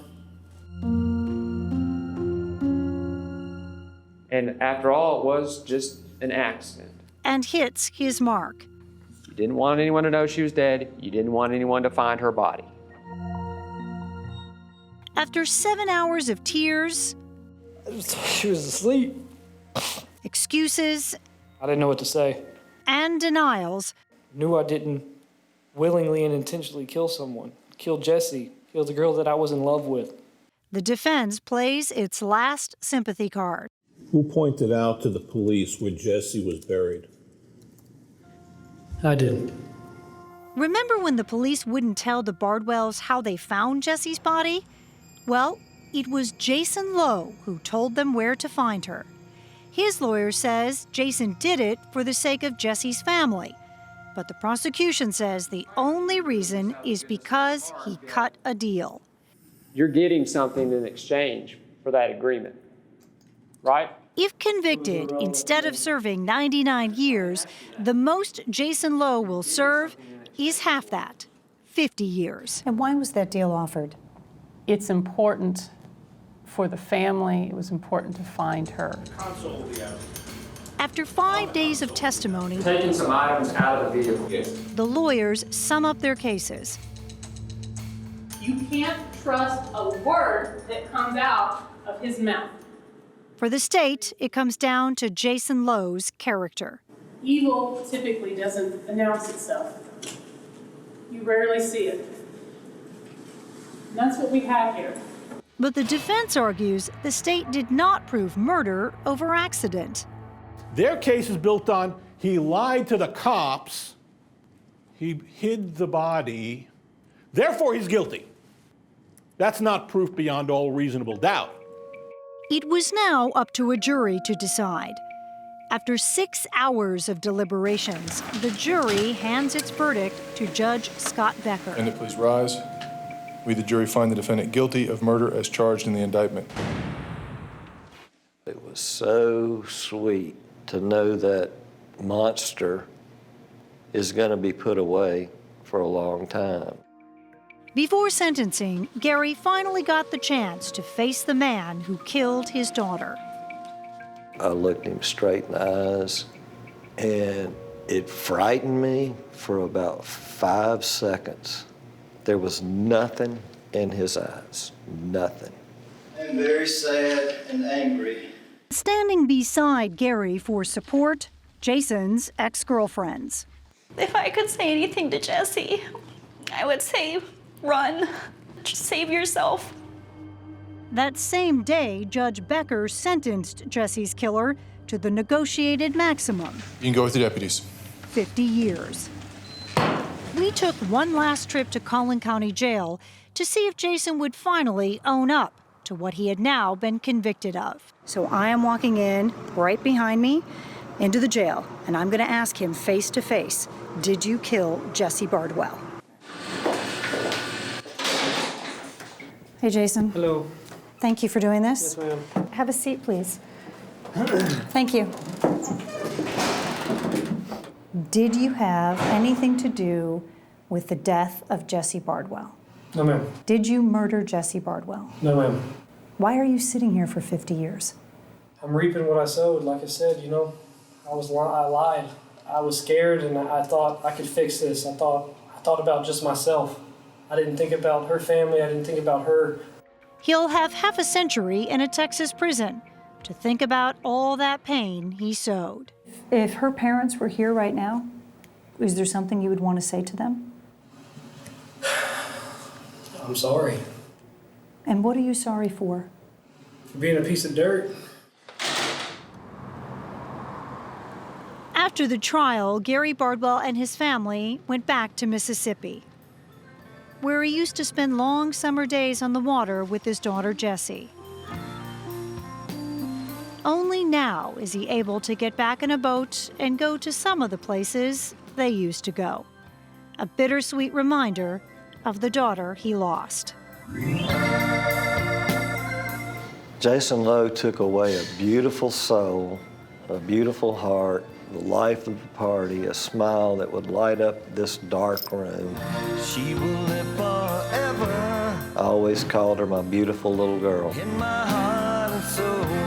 My beautiful daughter, Jessie.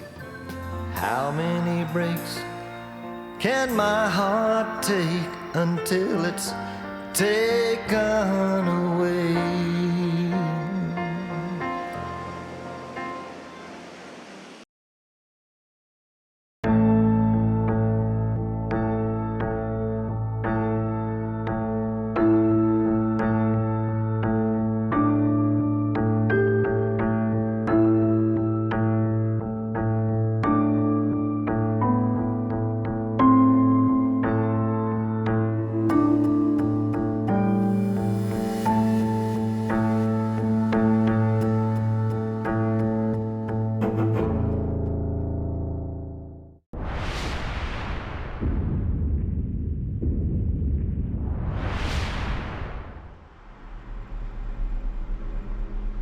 This is a murder case that began with a nightmare and a woman who had visions of violence. To me, it was a dream. I woke up and it just startled me. I usually have very strange dreams. When I wake up in the morning, I remember bits and pieces, and within half an hour, it's completely gone. I said, I'm worried about Kelly. I think Kelly's hurt. Kelly Brennan was a nurse at one of the local hospitals, well thought of at the hospital. Kelly was beautiful. When she came in the room, it was like glamorous. She was patient-oriented, wasn't afraid to take charge. We called her the Sarge. Tell me what happened. What did you dream about Kelly? Everything was black, and she was arguing with somebody, and I saw the sign for Mark's Landing. On February 15th, 2010, Kelly Brennan went missing. She didn't show up for work. There was like an unsettling panic that we didn't know what happened to Kelly. Something was not right. It was not adding up, and that's why we called the police. 911, what's the problem there? I think there's been a murder. We sent people down to start to look at Mark's Landing and in that area to see if they could find Kelly, and actually put an aviation unit up in the air. The helicopter had spotted what they believed to be a person laying in the wooded area. Shortly later, we were able to identify that it was Kelly Brennan. If you follow me, Peter, right back in here toward the scrub. Wow, back in the bush. And this is where Kelly ended her life. Right here. Most of the injuries are directed direct at her head. So there's a frenzied attack with many blows being struck. There's a lot of anger and rage in that. Once the body's found and it's where she says it is, Mark's Landing, I said, I can see Mark's Landing. of course, then she becomes your prime suspect. In the dream, it's just like I told them, she was arguing with somebody. My name is Todd Deritani. I was a criminal defense lawyer, and one day, Sheila Trott came into my office and told me that she was accused of murder. Sheila was trying to convey to me that she didn't commit any murder and that she merely had a dream, a vision about this that came to her, like she was clairvoyant. If it hadn't been for me, they wouldn't have gone to Mark's Landing looking for her. I told the truth, and I'm continuing to tell the truth. I did not kill Kelly Brennan. You don't believe that she has some supernatural ability, that all these facts came to her in a dream? No, I don't think she's clairvoyant. I think she's a killer.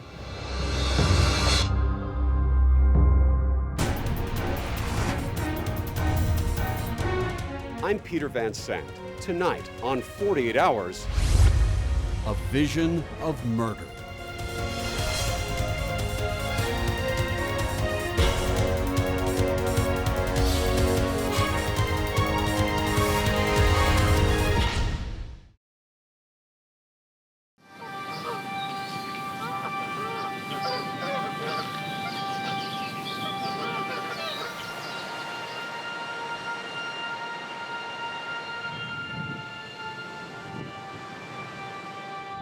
It's hard to imagine this picturesque seashore, Mark's Landing on Florida's Space Coast, as a beachside grave.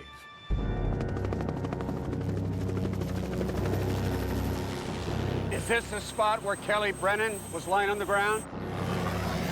We noticed her legs sticking out from the bushes a little bit and kind of the lower part of her torso.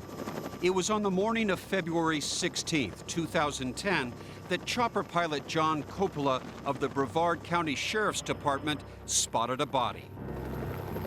We landed, I got out of the helicopter, ran over to her. I saw a lot of trauma to her head. It's a very sad moment to see somebody dead like that.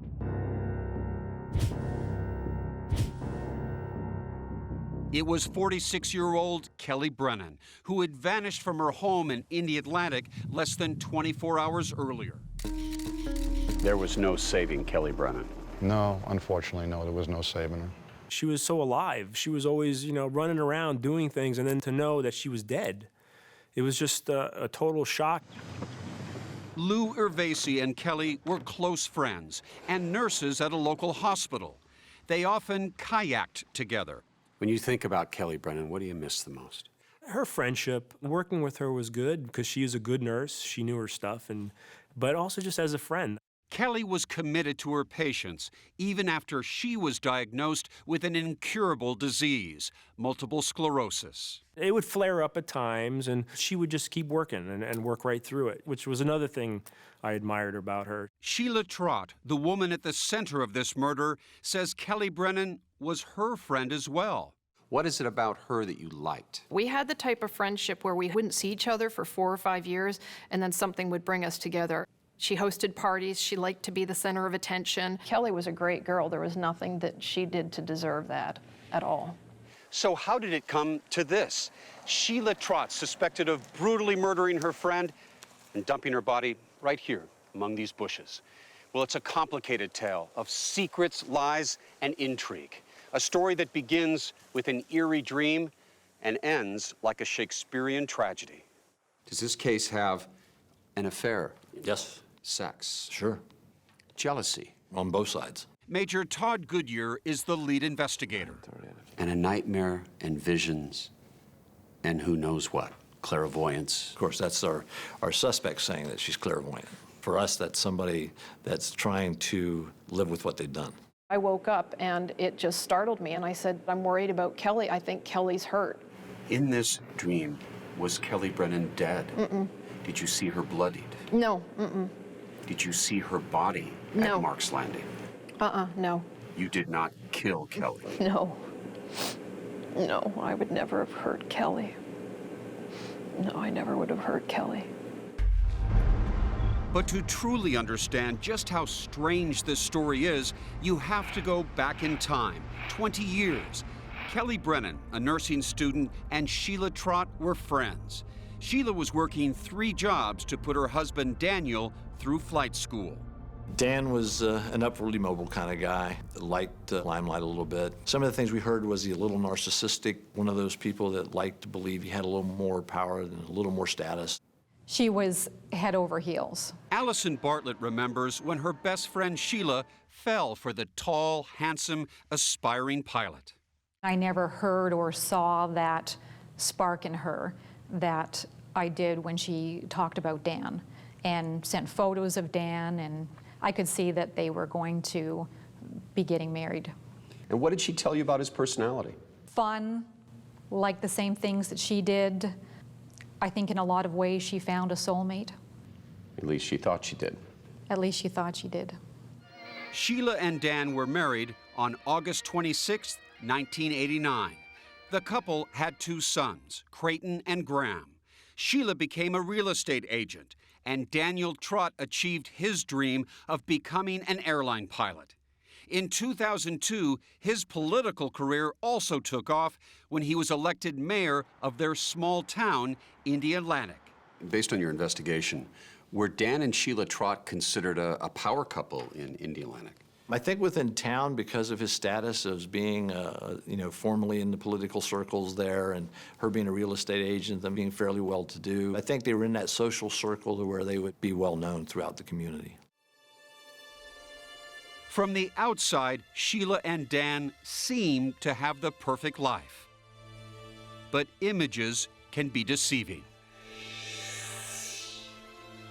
What did you see in his behavior? What happened? He began having affairs. I would notice his ring was on the counter. He wasn't wearing his ring. And then when I would say, look, we need to talk, what's going on, he would swear and cuss at me. That's Sheila's story. 48 Hours reached out to Dan Trott about these allegations, but he refused to comment. By January 2009, Sheila had had enough. So you asked for the divorce? Oh, absolutely, yes. I said, I'm done. While her marriage was crumbling, Sheila and Kelly met for a girls' night out. And it wasn't long before Sheila realized that Kelly's 6-year marriage to restaurant manager Gino Rallo was on the rocks too. She had made a point of saying that she wouldn't care if Gino had an affair, which I thought was a really strange thing to say. Dan Trott moved out and joined a cycling group where Kelly Brennan was a member. And soon, they were going out on more than long bike rides. Dan and Kelly were both lying to everybody, saying that they weren't having an affair. And while this whole thing was going on, I was having my problems with Dan. He was just being very belligerent. Sheila's mother repeated to investigators her daughter's claims of other affairs. But Major Goodyear says it was Dan's admitted relationship with Kelly that led to murder. She's going to lose Dan. I'm going to kill the thing that he now loves. Or I'm going to take that away and I'm going to hurt him as bad as he's hurt me. And then you get the third thing, if I can't have him, nobody's going to have him. You've been portrayed as being obsessed with Dan. You laugh. You're saying that's not true. Oh, no, I'm sure he wishes I was obsessed with him. No, absolutely not. You couldn't bear the thought of losing him. You couldn't bear the thought of him with another woman. Oh, no. Well, the fact that I set him up with Kelly would, that would be a little different, but... With Kelly Brennan? Yes, absolutely. You set them up? Yes, absolutely. Wait a second. Yeah, she was my ticket out of a bad marriage. But police aren't buying one word of Sheila's story, and they want to question her about Kelly Brennan's murder. God's honest truth, if I was going to kill anybody for any reason, it would have been him.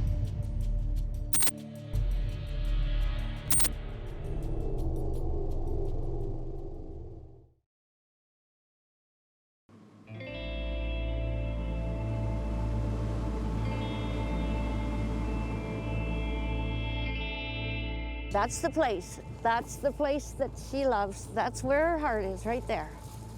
Sheila Trott had a lifelong love affair with the water.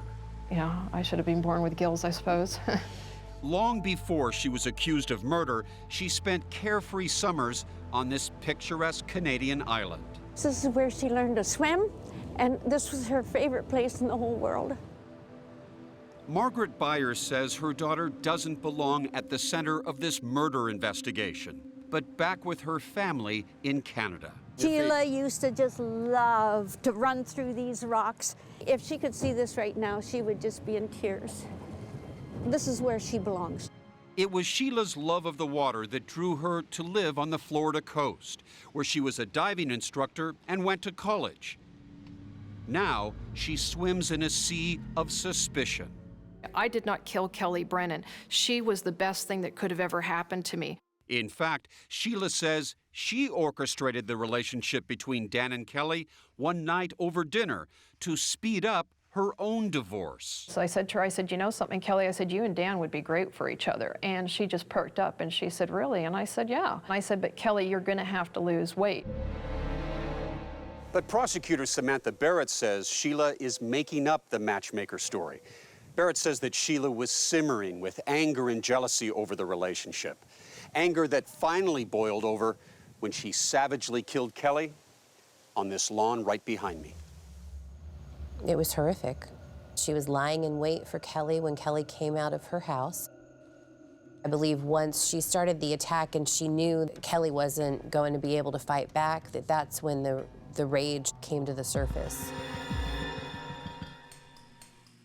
Authorities begin building a timeline that prosecutor Jim McMaster says started on the night of February 15th, 2010, when Kelly misses an appointment with her personal trainer.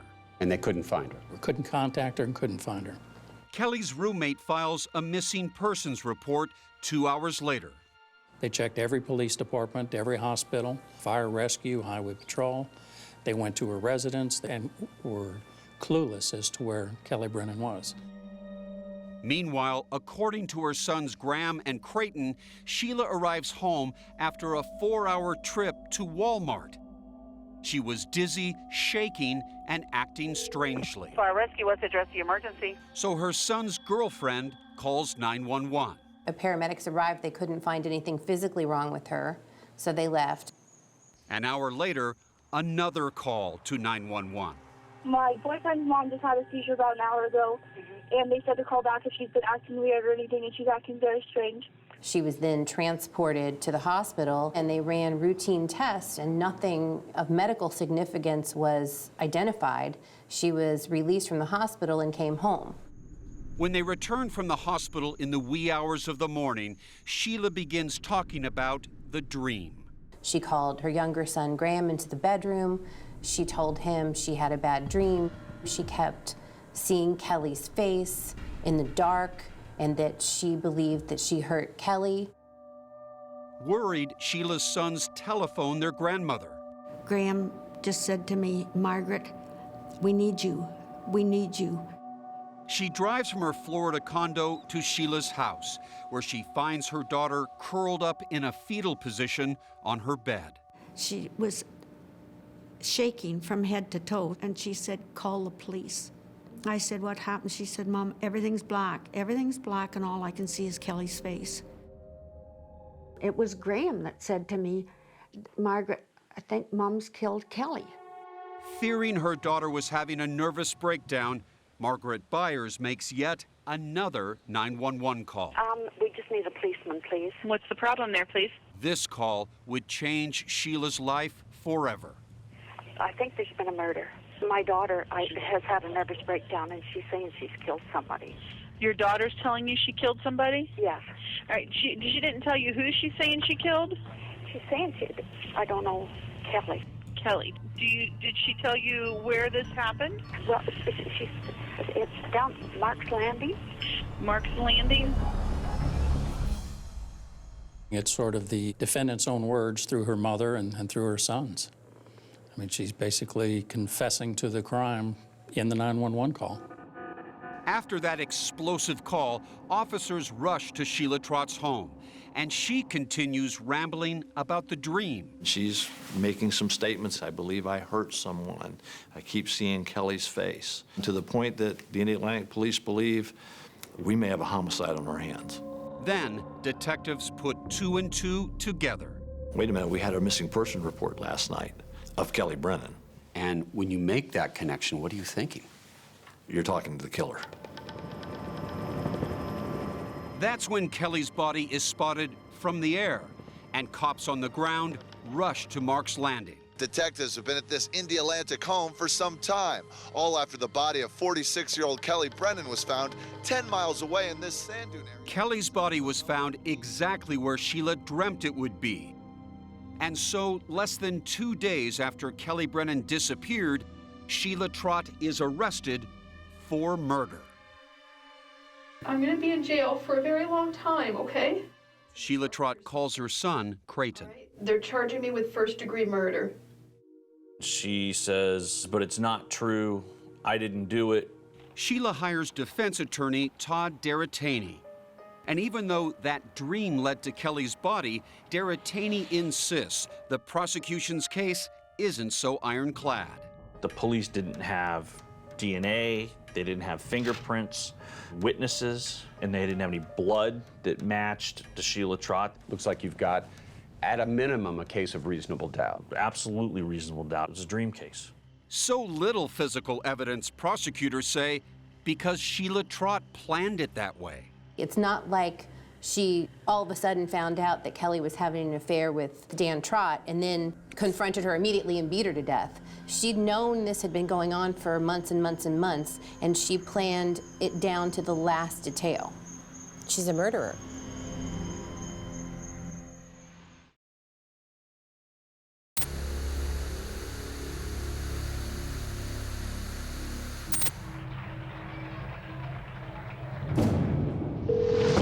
My daughter has had a nervous breakdown, and she's saying she's killed somebody. Did you kill Kelly Brennan? No, I didn't kill Kelly Brennan. Absolutely not. Sheila Trott remains behind bars for 4.5 years awaiting trial for the brutal murder of her friend, Kelly Brennan. She said, all I want to do is hug my boys. And I understand that, because all I want to do is hug my girl. Today, you absolutely believe in your daughter's innocence, correct? Absolutely, 110%. As the trial finally begins in September of 2014, remain seated, come to order, please. Court's in session. Investigators believe they've built a strong but admittedly circumstantial case, beginning with that bizarre dream. The defendant began saying that she'd had a dream, that she may have hurt Kelly, and that it happened at Mark's Landing. Do you have an eyewitness to this murder? No. Do you have a murder weapon? No. Do you have Sheila Trott's DNA on Kelly Brennan? No, I don't believe so. But Major Todd Goodyear does have a theory of the murder based on bloodstains and divots in the grass in front of Kelly's home. Peter, this is the house where we believe that Sheila Trott laid in wait, waited for Kelly Brennan to come out to her vehicle, snuck up behind her at nightfall, hit her in the back of the head, and then continued to hit her in the head multiple times with some type of object, we believe a hammer. Goodyear believes Sheila then put Kelly's body inside Kelly's own SUV, where CSIs found her blood on the passenger side floor. He says Sheila then drove Kelly's SUV to Mark's Landing, where she dumped the body. Then she abandoned the SUV at a nearby condo. What kind of a murderer could I have been that I didn't leave fingerprints? I didn't leave hair. I had no bruises, I had no broken nails, no cuts on me or anything like this. Nothing connects me to this crime whatsoever. This was not a physical fight. This was an ambush where she bashed in this woman's brains with a hammer.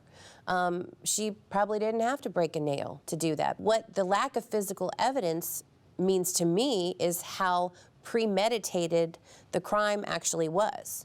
Defense attorney Todd Deratani couldn't wait to bring this case to trial. I was absolutely certain that this was 80% chance I could have won this case. Working at half speed, it was that good of a case. But as the trial begins, Deratani won't be able to show how good a case he thought he had. He's nowhere near the courtroom. Are you looking for 4x4 or two-wheel drive? He's selling used cars across town at a dealership he now owns, Big Boy Motors. He has had his own legal troubles. Florida State Supreme Court has permanently disbarred him for harming clients by taking their money and then failing to represent them. So while Darrett Taney's counting the cash from his car business, Sheila is fighting for her freedom. The prosecution plays that damning 911 call from Sheila's mother. All right, she didn't tell you who she's saying she killed? I don't know, Kelly. Did she tell you where this happened? Mark's Landing. The man at the center of this alleged love triangle takes the stand. My name is Daniel Trott. Last name is spelled T-R-O-T-T. It's Sheila's husband and Kelly's boyfriend at the time of the murder. Clearly annoyed, Dan Trott wishes he could be anywhere but here. Do you recall the date of February 15th of 2010? Yeah. You have specific memory about that date? I've been spending nearly the last 5 years trying to forget it, but yes, I suppose I remember a few things. Prosecutors need to establish Dan's affair with Kelly as the motive which pushed Sheila to kill. You're looking forward to seeing her that evening? Absolutely. Very much so. Sheila's new attorneys, public defenders, see an opening. They use Dan Trott to point the finger at a man they believe had the strongest motive to kill Kelly, her jealous husband, Gino Rallo, who reacted with violence when he learned of the affair. He physically shows up at your house and confronts you both. He physically broke through the door and came up and essentially assaulted me, yes. Did he have a weapon in his hand when he barged through the door? Yes, he did. Describe that weapon. It was some sort of jack. Dan suffered injuries to his face and neck. He says moments later, Kelly followed Gino home, where Gino turned his rage on her. He attacked her in the garage, essentially was choking her. It was a rather violent encounter. Less than 2 months later, Kelly was murdered. The state calls Gino Rallo. Gino Rallo testifies Sheila Trott was the master manipulator who taunted him into attacking Dan. She would call me from time to time and say, hey, this is going on, and they were having an affair. How many times was the defendant calling you about this?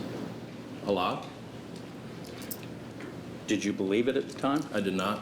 Prosecutors say Sheila used emails to light Gino's fuse as well, but they also revealed her own deep-seated anger.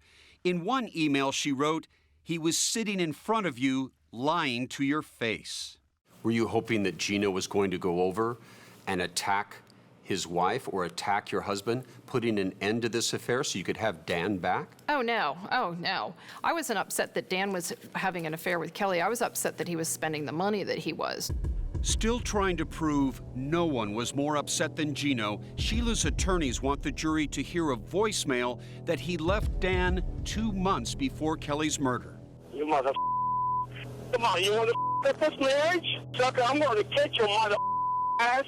But the judge refuses, declaring it irrelevant. Gino's the only person who knew where Kelly specifically was that evening. It sounds like you think Gino's the killer. I'm not going to say who I think it is. Gino could absolutely do it, and Kelly wanted out of that marriage. Prosecutors say Gino has a strong alibi. They say the security video from a drugstore in another town proves Gino couldn't have been at the murder scene. And Kelly's next-door neighbor, Scott Vickers, testifies that he saw a blonde woman, not a man, on Kelly's lawn that night. It was a light-colored outfit, which, you know, that's, or else I wouldn't have been able to really see, but it was some type of light outfit.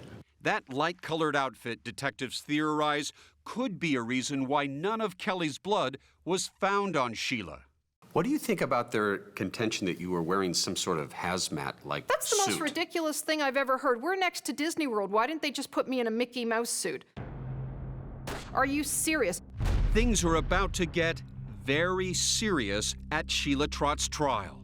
Her 2 sons are about to take the stand against her, and what they have to say is another nightmare for their mother.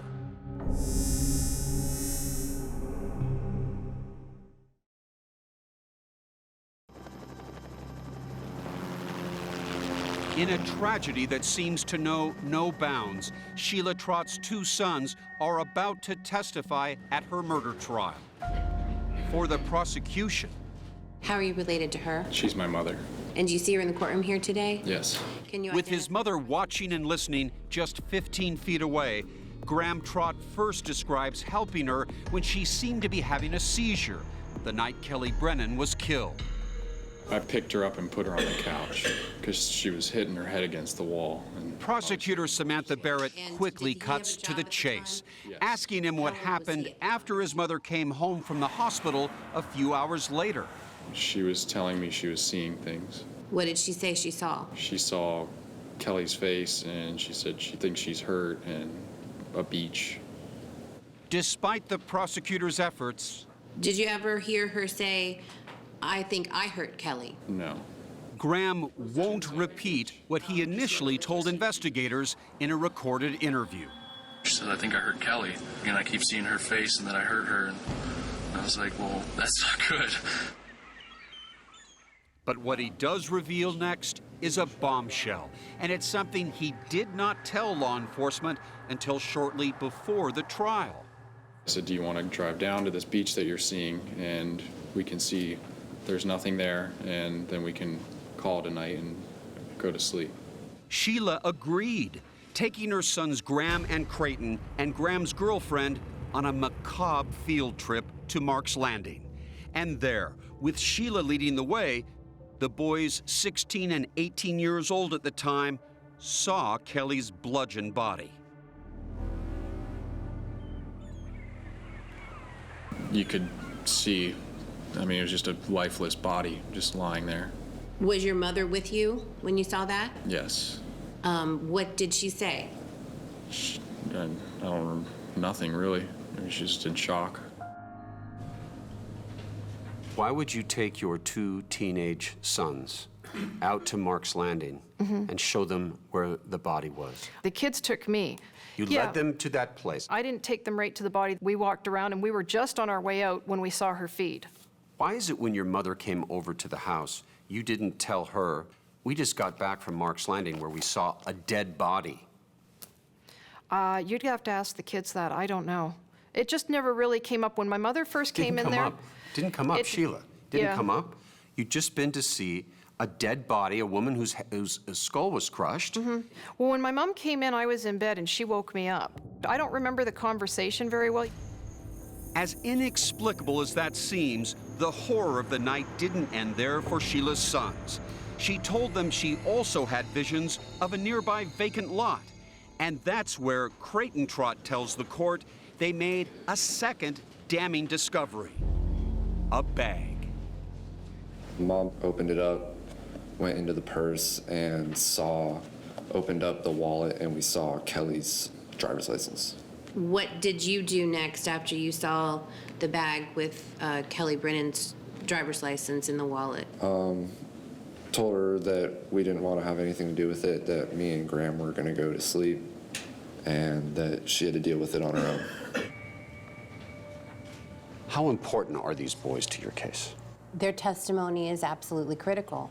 It seemed that they were determined to do what was really the right thing and tell the truth. Sir, you're free to go, but After her son's scathing testimony, Sheila's defense team faces a huge uphill battle. They try to poke holes in the forensic evidence gathered at Mark's Landing. Well, we know that Kelly's body comes out of the car and comes down this way, and we know that because there's blood transfer found on this pole right here. Kelly's blood was on this very post. Right. The defense says not so fast. The spots on the fence post, and did you forward them for forensic testing? They were not.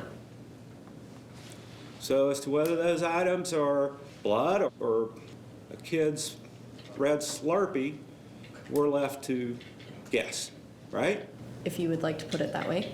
And the defense tries to tear apart the alleged motive, that Sheila was jealous and murderously angry over her husband's affair with Kelly.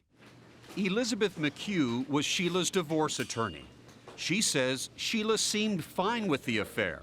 She really didn't have a problem with Kelly because she knew her, and so she knew she would be very good with the children and wouldn't really be a problem in the divorce. Okay. Motive aside, Sheila's dream about Kelly lying hurt here at Mark's Landing and that field trip with her two sons here are among the strongest evidence against her. But there is a new twist to this tale.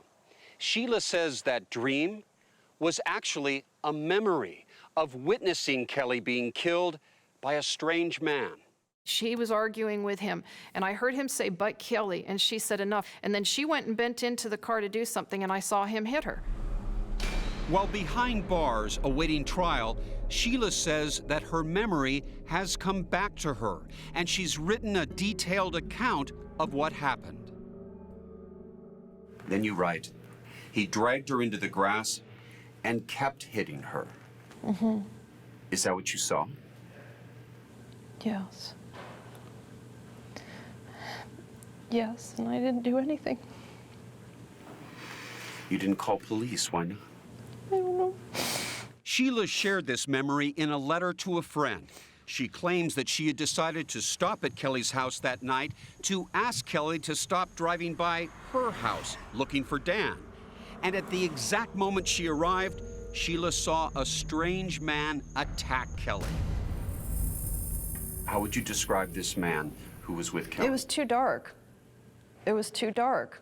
This letter, prosecutors say this is a confession. No, it's not a confession letter. That's my account of what happened that evening. But Sheila's new account becomes even more bizarre. Instead of running for her life or to the nearest police station, she followed the stranger's car all the way to Mark's Landing and watched him dispose of Kelly's body and belongings. Do you understand, as you sit across from me right now, that your story is a fantastic story? You follow the killer, which doesn't make a lot of sense to anyone. And then you don't tell cops what happened, what unfolded. You don't even tell your own mother. All these things are consciousness of guilt, are they not? Well, if there's consciousness of guilt, why would we call the police? If I committed this crime and I had killed her, I would have taken off. I'm not stupid enough to stick around. Come to order, please. And Sheila believes this new memory could set her free. But the question is, will the jury get to hear Sheila Trott's version of what happened the night Kelly Brennan was killed?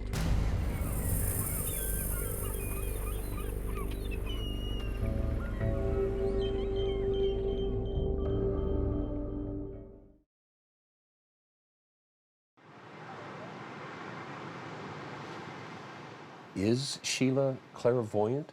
Has she had visions throughout her life, dreams that have come true? I don't think so, Peter. With her daughter's dream now being described as an eyewitness account of Kelly's murder, 48 Hours has brought Margaret a copy of that document Sheila wrote. Do you recognize the handwriting on this letter? Yes, Whose is it? Sheila's.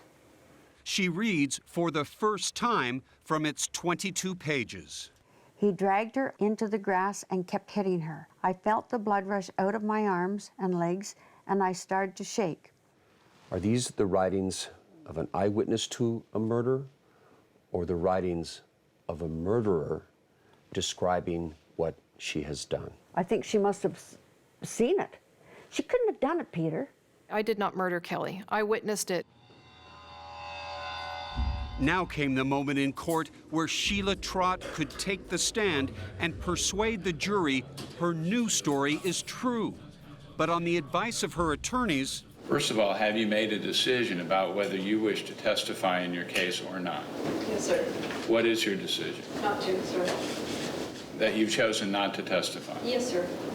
Sheila's first lawyer thinks he knows why Sheila didn't testify and explain that letter. Obviously, this was just her confessing to the crime. She needed to get it off her chest. Todd Deritani? Todd Deritani's a liar. So the case goes straight to closing arguments, with prosecutors zeroing in on what Sheila did say after Kelly disappeared. The smoking gun in this case are the defendant's own words, telling the police where the dead body is. They play Margaret's damning 911 call one last time. And my daughter has had a nervous breakdown, and she's saying she's killed somebody. Your daughter's telling you she killed somebody? Yes. Defense attorneys make no mention of Sheila's new claim she saw Kelly's killer. Instead, they try to pick apart the state's case. You're being asked to believe a 115-pound person is going to be able to pick up a 146-pound person, probably deceased at this point, and no pun intended, but there's dead weight.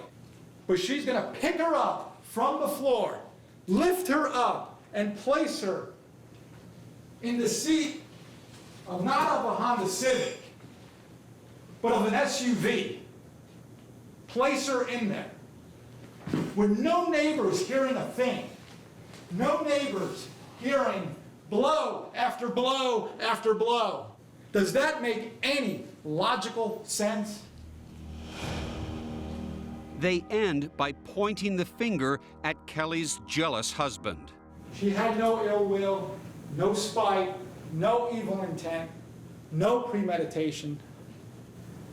You saw the person. You heard from the person that had all those things and how he acted on those feelings. And ladies and gentlemen, the decision that you need to speak is that Sheila Graham Trott is not guilty. Thank you. Less than 3 hours after beginning their deliberations, jurors reach a verdict. Margaret can't wait to hear the good news. I was dancing. I was dancing in the elevator. I was so excited because I knew, and I kept saying, we're going to bring our girl home. Instead, the defendant, Sheila Graham Trott, is guilty of first-degree premeditated murder. Guilty of first-degree murder. Sheila Trott was immediately sentenced. It's the sentence of the court that you serve life in prison as a minimum mandatory sentence. For Margaret Byers, who wishes she never made that 911 call, the embers of blame burn deep within her heart. You are a loving mother and grandmother, and you love Sheila dearly. Yes. Does it tear you up at night to think that I put my own daughter in jail? Yes, it sure does. It just tears me up to think I put my kid in jail for the rest of her life. Absolutely. Isn't it time for you to stop telling these stories and tell the truth? Don't let your loved ones suffer thinking that you're innocent when you did this. I told the truth, and I'm continuing to tell the truth, and I'm going to keep telling the truth. She killed Kelly Brennan. She's a murderer. She's finished. As well she should be. For Kelly Brennan's mother, the taste of justice is bittersweet. What tragedy for that family as well. Almost 5 years after her death, Kelly's friend Lou says her kind spirit lives on. When she did come to work, she was always happy, and she had her little corner. It was called Kelly's Corner, a place in the hospital where Kelly gave extra care and attention to her patients. And even after she died, it was an area of reverence. If you went there, it was comforting.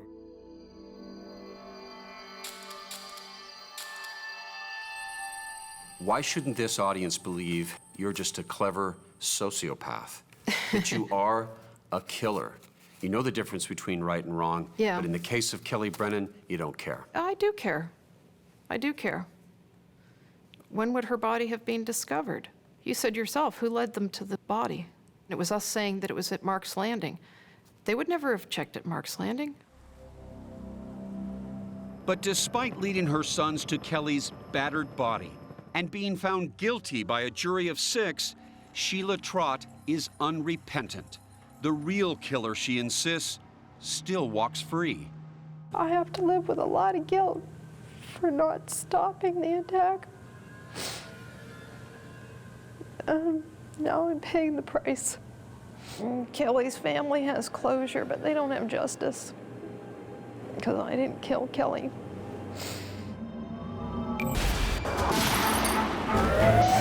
"48 Hours. Don't miss an episode.